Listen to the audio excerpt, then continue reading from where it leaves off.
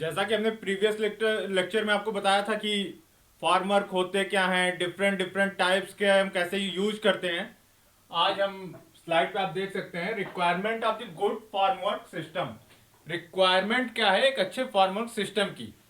ऐसा क्यों नहीं होता कि हम पुअर कोई भी क्वालिटी का कुछ भी लगा देते हैं। अल्टीमेटली जो शेप है हमारा, वो फाइनल हार्डन शेप जो आएगा वो फॉर्मवर्क के डिफ्लेक्शन और फॉर्मवर्क की क्वालिटी पे डिपेंड करता है। कंक्रीट की दो सेटिंग स्टेज होती है।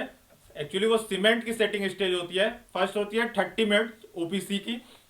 30 मिनट पे उसकी इनिशियल सेटिंग हो जाती है और 10 आवर्स के आसपास उसकी फाइनल सेटिंग हो जाती है। उसके बाद अगर आप चेंज करना चाहेंगे कंक्रीट के शेप में, वो नहीं होगा, आप उसको क्रश डाउन ही करना पड़ेगा। उसके अलावा आपके पास कोई ऑप्शन नहीं होता है।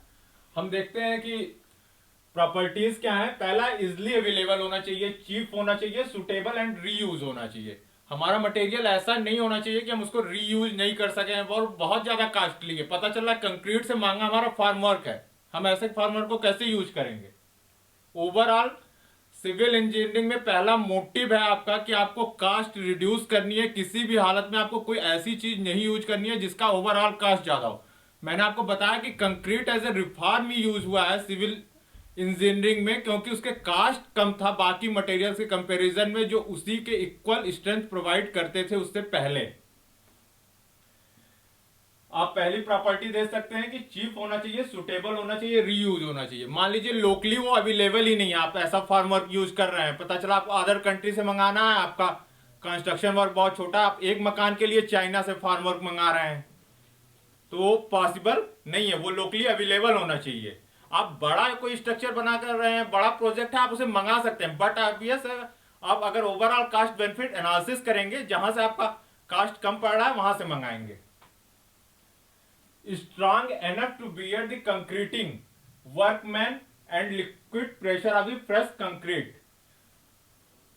हमारा जो फार्म वर्क है वो एटलीस्ट जो कंक्रीटिंग करने वाले वर्कर्स हैं उनका भी वेट बियर करना चाहिए।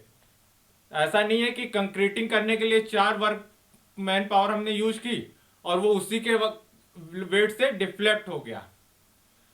वो वहां पे जो लोग वर्क कर रहे हैं उनका वेट बियर कर सके। कंपैक्शन के लिए जो वाइब्रेटर हम यूज कर रहे हैं उसका वेट बियर कर सके।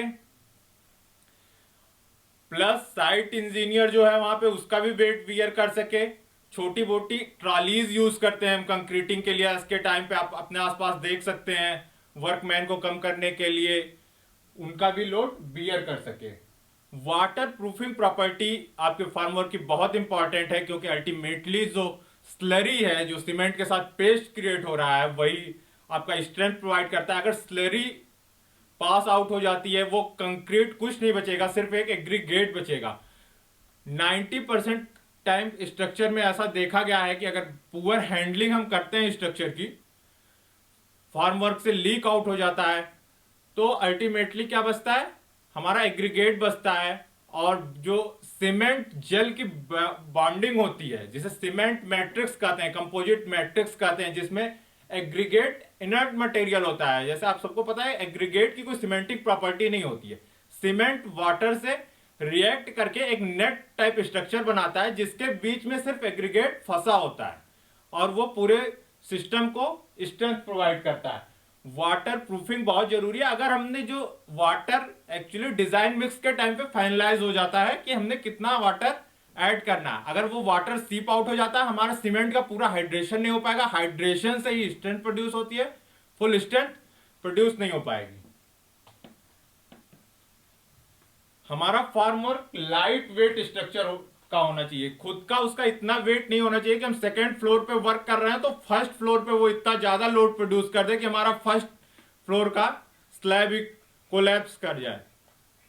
आज के टाइम में मैंने बताया था ना, सीयर वॉल के लिए जो 12 स्टोरी 30 स्टोरी बिल्डिंग यूज हो रही है, उसमें एल्यूमिनियम के फार्म वर्क यूज कर रहे हैं। हमने आपके प्रीवियस वीक लेक्चर में जब मैंने टिम्बर डिस्कस किया था, तो मैंने वहां पे एल्यूमिनियम की क्वालिटी बताई थी। उसमें था कि एल्यूमिनियम की स्ट्रेंथ जो होती है वो लाइट वेट में काफी अच्छी होती है और इतना रिजिड होना चाहिए कि वो बकल डाउन नहीं होना चाहिए। बकल डाउन हो जाएगा उसका शेप खराब हो जाएगा, आपका कॉलम जो कास्ट होगा वो अल्टीमेटली आपका चेंज हो जाएगा। और शेप स्ट्रक्चर में बहुत ज्यादा मैटर करता है, क्योंकि अगर शेप चेंज हो जाएगा, उसका मॉडुलस चेंज हो जाएगा, उसका movement of the inertia change हो जाएगा, उसकी लोड बियरिंग कैपेसिटी चेंज हो जाएगी। तो आज हम requirement of the form good requirement के बारे में पढ़े। दीज आर द रिक्वायरमेंट्स थी हमने, जिसमें देखा हमने अल्टीमेटली लाइट वेट कास्ट और शेप को ना चेंज होने दे ऐसा मटेरियल हमें फार्मवर्क के स्ट्रक्चर में यूज करना होता है।